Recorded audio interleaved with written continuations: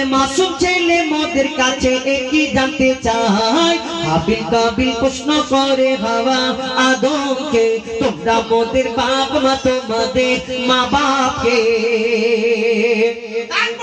পিতা আদম কি উত্তর দেয় তারা তো বাপ মা ছিল না কি উত্তর দেয় কবি ছন্দের মাধ্যমে লিখছে দেখো ওই বলছে আদম শোন তোরা শোন মানব জাতির মাঝে সৃষ্টি আমি প্রথম মোর পাজির আর হাড়ে খোদা হাওয়াকে গড়ে আর গন্ধম খেলাম দুনিয়ায় এলাম জান্নাত ছেড়ে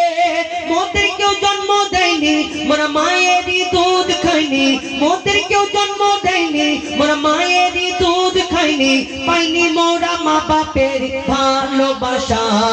মোদের নেই বাপ মা মোরা এতিম দুজনা মা বাপ কি মোদের জানা হলো না দুজনে এতিম মিসকিন নেই মোদের মা বাপের দিন দুজনে এতিম মিসকিন নেই মোদের মা বাপের দিন তাই মানব জাতির পিতা মাতা মোরা দুজনা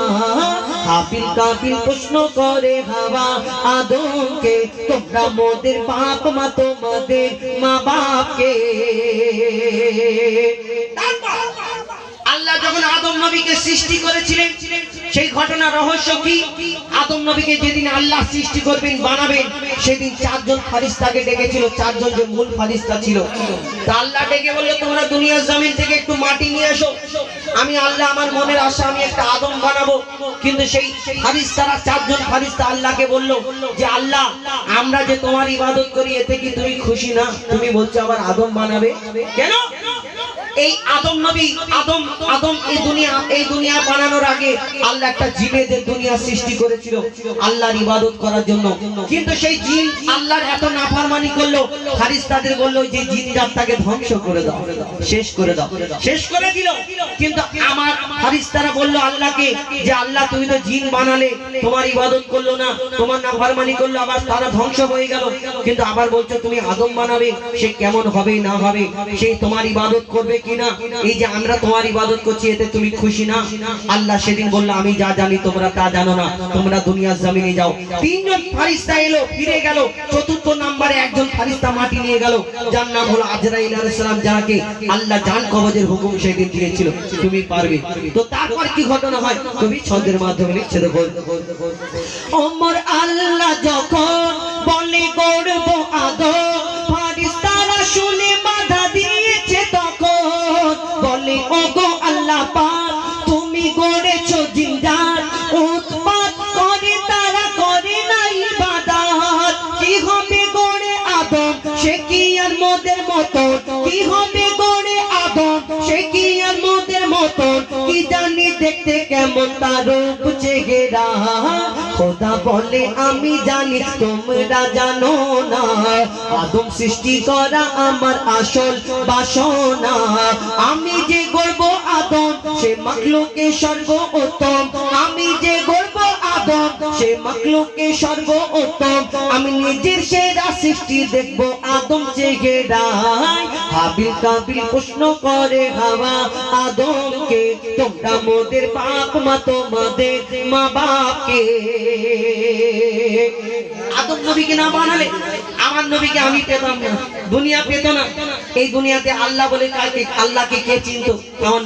নবীরা আসার পরে তো পরিচয় দিল যে আল্লাহ বলে একজন আছে পড়ো লা ইলাহা ইল্লাল্লাহ নালে কে কোন ধর্মের মানুষকে বুঝতে পারছো না এই দুনিয়ায় তারপরে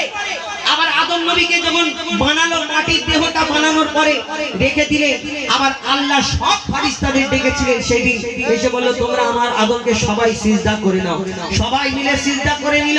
একমাত্র একজন ফারিস্তা সিজদা করলো না ঝুঁকলো না যার নাম হলো আজাজিল যাকে ফারিস্তাদের সর্দার বলা হতো কিন্তু সেই ফারিস্তা আজাজিল ঝুঁকলো না কেন ঝুঁকলো না এই আজাজিলটা কে তালে আজাজিলটা ছিল সেই জিন জাত যে জিনেদের দুনিয়াটা ধ্বংস করেছিল তাদের মধ্যে সবাই মারা গিয়েছিল একটা বাচ্চা বেঁচে রয়ে গিয়েছিল এই বাচ্চাটা ইবাদত করতে করতে কম বেশি 6 লক্ষ বছর ধরে ইবাদত করার পরে যার নাম হলো আজাজিল যাকে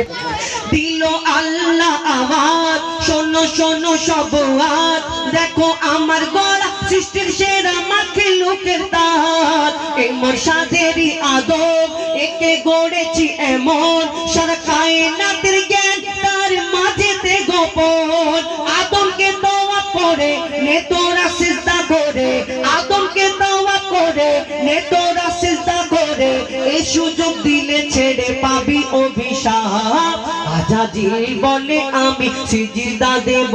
না, আজাজিল বলে আমি সিজদা দেব না, আদমের থেকে আমি দামি খোদা কি জানে না। সে শুনলো না খোদার কথা, ঝুঁকলো না তার মাথা, ঝুঁকলো শুনলো না খোদার কথা, ঝুঁকলো না তার মাথা, সাথে সাথে আজাজিল শয়তান হয়ে যায়। হাবিল কাবিল প্রশ্ন করে হাওয়া আদমকে, তোমরা মোদের বাপ মা তোমাদের মা বাপকে। হাবিল কাবিল প্রশ্ন করে হাওয়া আদমকে, তোমরা মোদের বাপ মা তোমাদের মা বাপকে।